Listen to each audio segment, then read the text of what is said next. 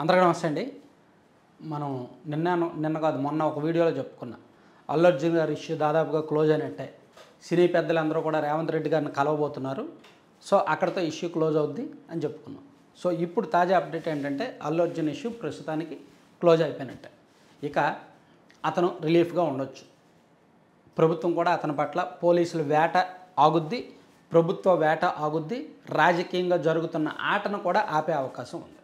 ఎందుకంటే ఈ ఓవరాల్ ఇష్యూలో దిల్ రాజు తెర మీదకు వచ్చిన తర్వాత, అల్లు అరవింద్ అండ్ ఆ బ్యాచ్ అందరితో కోఆర్డినేట్ చేసిన తర్వాత, సినీ పెద్దలను అందరినీ తీసుకెళ్లి రేవంత్ రెడ్డి గారి దగ్గరికి తీసుకువెళ్ళడంలో దిల్ రాజే కీలక పాత్ర పోషించారు. దిల్ రాజు గారికి సినీ పరిశ్రమలో పట్టుంది, ప్రభుత్వ పెద్దలతో మంచి పరిచయాలు ఉన్నాయి. కాబట్టి ఆయన తనకున్న పరిచయాలని, తనకున్న పట్టుని మొత్తాన్ని వాడుకొని సినీ పరిశ్రమకు, ప్రభుత్వ పెద్దలకు ఉన్న చిన్నపాటి ఈ సమన్వయాలేం కావచ్చు లేదా విభేదాలను కావచ్చు తాత్కాలికంగా సద్దుమణిగేలా చేశారు. అయితే అల్లు అర్జున్ కేసుని పోలీసులు అంటే దూకుడుగా వెంటాడరు. కేసు జరుగుద్ది, కేసు నడుస్తుంది, అలాగని కేసు వెంటనే కొట్టేయలేరుగా. కేసు నడుస్తుంది, కాకపోతే కాస్త స్లో చేస్తారు, నెమ్మదిస్తారు. అది ఒక రకంగా దక్కిన ఒక పెద్ద ఉపశమనం. అయితే బెనిఫిట్ షోలకి పర్మిషన్లు ఇస్తారా ఇవ్వరా, టికెట్ ధర పెంచడానికి పర్మిషన్ ఇస్తారా ఇవ్వరా, తాత్కాలికంగా ఇవ్వరు. ప్రభుత్వం ఆ నిర్ణయం స్పష్టంగా తీసుకుంది. నిన్న కూడా మీటింగ్లో రేవంత్ రెడ్డి గారు చెప్పారంట, బెనిఫిట్ షోలకి ఇకపై పర్మిషన్ ఇవ్వము అని. అయితే ఈ వేడి కొన్నాళ్ళు ఉంటుంది కాబట్టి, ఈ సంజయ్ థియేటర్ దగ్గర జరిగిన తొక్కిసలాట ప్లస్ పుష్ప 2 సినిమా టికెట్లు అమాంతం పెంచేశారు అనే వేడి కొన్నాళ్ళు ఉంటుంది కాబట్టి ఈ వేడి తగ్గిపోయే వరకు ఉండదు. మేబీ ఒక సంవత్సరన్నర వరకు ఈ ఇష్యూ మైండ్లోనే ఉంటుంది. ఆ తర్వాత సడన్గా ఏదైనా హై బడ్జెట్ పెట్టి ఒక పెద్ద సినిమా తీశారనుకోండి, సార్ ఇదిగో ఈ సినిమా బడ్జెట్ మాకు 500 కోట్లు అనుకున్నాం కానీ 600 కోట్లు అయిపోయింది, సో ప్రీ రిలీజ్ బిజినెస్ భారీగా చేసింది కాబట్టి మాకు తప్పదు, కాస్త పెంచుకునే అవకాశం ఇవ్వండి అంటే ఎంతో కొంత పర్మిషన్ ఇస్తారేమో, భవిష్యత్తులో ఇస్తారేమో. కానీ ప్రస్తుతానికి ఇప్పటికిప్పుడైతే ఇచ్చే అవకాశం లేదు. ఈ సంక్రాంతికో లేదంటే వచ్చే సంవత్సరమో ఇచ్చే అవకాశాలు అయితే ఉండవు. సో అల్లు అర్జున్ గారు ఒక రకంగా ఆయన చేజేతులా చేసుకున్న తప్పు ఇక్కడ వరకు వచ్చింది.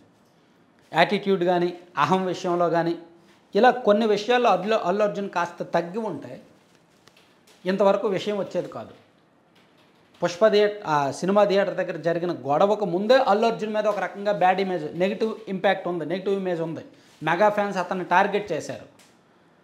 సరిగ్గా ఆ సమయానికి అక్కడ ఇష్యూ జరగడంతో ఒకవైపు మెగా ఫ్యాన్స్ టార్గెట్ చేయడంతో పాటు యాంటీ ఫ్యాన్స్ అందరూ కూడా వ్యతిరేక ప్రచారం మొదలుపెట్టారు. దాంతో ఒక డిఫెన్స్లోకి వెళ్ళిపోయారు. అల్లు అర్జున్ మాత్రమే డిఫెన్స్లోకి వెళ్లకుండా అతనికి అండగా నిలిచిన సినీ పెద్దలందరినీ కూడా రేవంత్ రెడ్డి గారు అసెంబ్లీ సాక్షిగా దుయ్యబట్టారు, చాలా తీవ్ర స్థాయిలో ధ్వజమెత్తారు. దాంతో సినీ పెద్దలు వాళ్ళ ఆత్మాభిమానాన్ని చంపుకొని, వాళ్ళ సెల్ఫ్ రెస్పెక్ట్ని చంపుకొని, వాళ్ళ ఈగోలను పక్కన పెట్టి ప్రభుత్వ పెద్దల దగ్గరకు వెళ్లాల్సి వచ్చింది. ప్రభుత్వ పెద్దలకు తలంచాల్సి వచ్చింది. ప్రభుత్వం పెట్టే కండిషన్లకు తలంచాల్సి వచ్చింది. సో ఇది ఎవరిష్టం వాళ్ళది. సినిమా వాళ్ళు అంతకుమించి గట్టిగా మాట్లాడగలరా? ఇదిగో మాకు మీ ప్రభుత్వం మేమేం చెప్తే చేయాలి, మాకు టికెట్ రేట్లు పెంచాలి, మాకు ఎక్కువ రేట్లు ఖర్చు అయిపోతుంది అంటే ఒప్పుకుంటుందా ప్రభుత్వం? మీరెందుకు ఎక్కువ రేటు పెట్టి తీస్తున్నారు, మీరు బడ్జెట్ తగ్గించుకోండి అని చెప్తారు. సో ఇక్కడ ప్రభుత్వం చేతిలో నిర్ణయాధికారం ఉంది కాబట్టి సినీ పెద్దలు ఖచ్చితంగా తల ఉంచాలి. అయితే ఇక్కడ మనం ఒకటి, నాగార్జున ఫ్యామిలీకి సంబంధించిన వ్యవహారంలో కొండా సురేఖ మాట్లాడినప్పుడు సినీ రంగం మొత్తం కొండా సురేఖ గారిని తప్పుపట్టారు, ప్రభుత్వాన్ని తప్పుపట్టారు. చాలామంది ట్వీట్లు చేశారు, మాట్లాడారు. ఎందుకంటే అక్కడ ప్రభుత్వం తప్పుకు దొరికింది, ప్రభుత్వ ప్రతినిధిగా మంత్రి గారు తప్పుకు దొరికారు. కాబట్టి సినీ రంగం మొత్తం చాలామంది రివర్స్ అయ్యారు. ఇక్కడ అల్లు అర్జున్ విషయంలో ఇక్కడ సినీ రంగానికి తప్పు ఉంది, సినిమా వాళ్ళకి తప్పు ఉంది. కాబట్టి ప్రభుత్వం వీళ్ళ పవర్ వీళ్ళు చూపించారు. వాళ్ళ పవర్ ఎంతవరకు పరిమితం? సోషల్ మీడియా వరకు పరిమితం, కొంత ఇన్ఫ్లుయెన్స్ చేసే వరకు పరిమితం. సెలబ్రిటీ స్థాయి మాత్రమే వాళ్ళది. వీళ్ళది సెలబ్రిటీలతో పాటు పరిపాలించే స్థాయి, నిర్ణయం తీసుకునే స్థాయి, అధికారంలో ఉన్నారు కాబట్టి. సో వాళ్ళ టైం వచ్చినప్పుడు వాళ్ళు ఒక లిమిట్ వరకు చూపించగలిగారు. వీళ్ళ టైం వచ్చేసరికి వీళ్ళు లిమిట్ దాటి పూర్తిగా పవర్ ప్రయోగించగలిగారు. వీళ్ళు ప్రయోగించిన పవర్తో వాళ్ళు దారిలోకి రావాల్సి వచ్చింది. దారిలోకి వచ్చి ఎవరైతే అప్పుడు వ్యతిరేకించారో వాళ్ళ వెళ్ళి శాలువా కప్పాల్సి వచ్చిందనమాట.